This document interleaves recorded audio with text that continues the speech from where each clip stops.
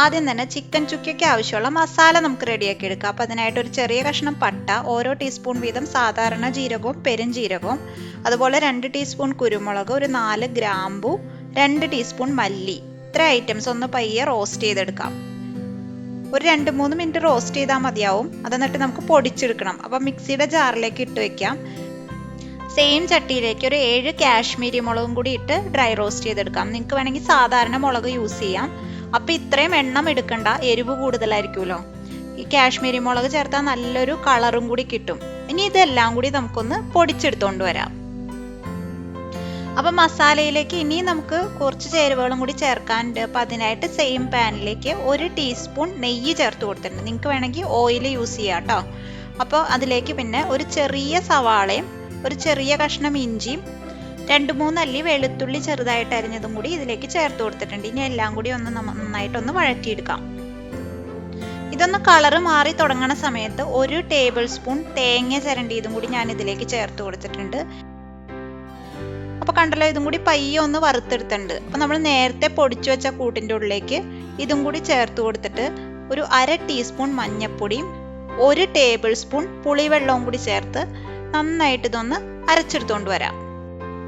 ഈ പുളി ചേർക്കണോണ്ട് ഒരുപാട് പുളിയൊന്നും ചിക്കൻ ചുക്കയ്ക്ക് ഉണ്ടാവില്ല കേട്ടോ. അപ്പം അതും കൂടി ചേർത്ത് നന്നായിട്ട് അരച്ചെടുത്തോണ്ട് വന്നിട്ടുണ്ട്. കടായി അടുപ്പത്ത് വെച്ച് അതിലേക്ക് ഒരു 2 ടേബിൾ സ്പൂൺ നെയ്യ് ചേർത്ത് കൊടുത്തിട്ടുണ്ട്. നിങ്ങൾക്ക് വേണമെന്നുണ്ടെങ്കിൽ വെളിച്ചെണ്ണയോ അല്ലെങ്കിൽ ഓയിലോ യൂസ് ചെയ്യാവുന്നതാണ്. ഇനി അതിലേക്ക് ഒരു മീഡിയം സൈസ് സവാള അരിഞ്ഞതും 2-3 അല്ലി വെളുത്തുള്ളി അരിഞ്ഞതും കൂടി ചേർത്ത് കൊടുക്കാം. കൂടെ തന്നെ ഒരു പച്ചമുളക് ചെറുതായിട്ട് അരിഞ്ഞതും അതുപോലെ ആവശ്യത്തിന് കറിവേപ്പിലയും കൂടി ചേർത്ത് കൊടുക്കാം. ഇത് നന്നായിട്ട് വഴണ്ട് കളറൊക്കെ ഒന്ന് മാറി വരുന്ന സമയത്ത് ഇതിലേക്ക് ചിക്കൻ ചേർത്ത് കൊടുക്കാം. ഞാനിവിടെ 1/2 കിലോ ചിക്കനാണ് എടുത്തേക്കണേ. വലിയ പീസുകളൊക്കെ നന്നായിട്ടൊന്ന് വരഞ്ഞു കൊടുക്കാം. അപ്പോൾ ഉള്ളിലേക്കൊക്കെ നന്നായിട്ട് മസാല പിടിക്കും.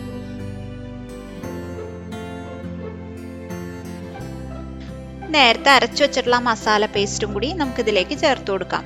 മിക്സിയുടെ ജാറിൽ കുറച്ച് വെള്ളം ഒഴിച്ച് കലക്കി ആ മസാല നന്നായിട്ട് ഇതിലേക്ക് ഞാൻ ഒഴിച്ചു കൊടുത്തിട്ടുണ്ട്.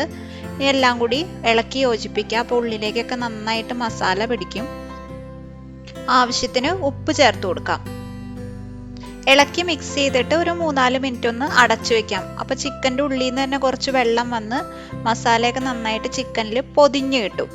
ഇനി ഇതിലേക്ക് നമുക്ക് ചിക്കൻ വേവാൻ ആവശ്യമുള്ള വെള്ളം, ഞാൻ 1 ഗ്ലാസ് വെള്ളമാണ് ഇതിലേക്ക് ചേർത്ത് കൊടുക്കുന്നത്.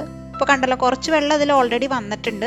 അപ്പം ഇനി ഇതിലേക്ക് 1 ഗ്ലാസ് വെള്ളവും കൂടി ചേർത്ത് കൊടുത്ത് നന്നായിട്ട് ഇളക്കിയിട്ട് അടച്ചു വെച്ച് വേവിക്കാം. ഒരു 30-35 മിനിറ്റിൽ ചിക്കൻ നന്നായിട്ട് വെന്ത് കിട്ടും.